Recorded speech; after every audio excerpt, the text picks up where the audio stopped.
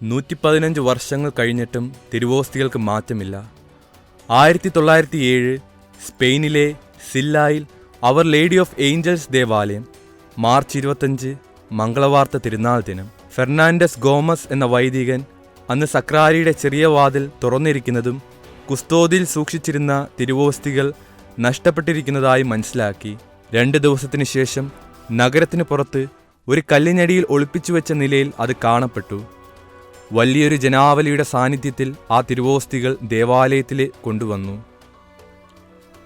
1934 ആ തിരുവോസ്തികൾ വീണ്ടും പ്രത്യക്ഷീകരിച്ചപ്പോൾ അതുപോലെ തന്നെ കാണപ്പെട്ടു.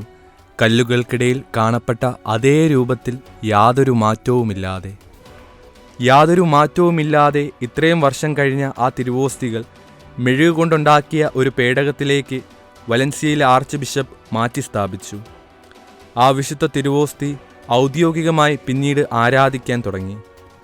വിശ്വാസത്തിൻ്റെ വാതിൽ തുറക്കുന്ന പരിശുദ്ധ പരമ ദിവ്യകാരുണ്യമേ, ലോകം മുഴുവൻ അങ്ങേ ദിവ്യകാരുണ്യ ഭക്തി പ്രചരിക്കാൻ ഇടയാക്കണമേ.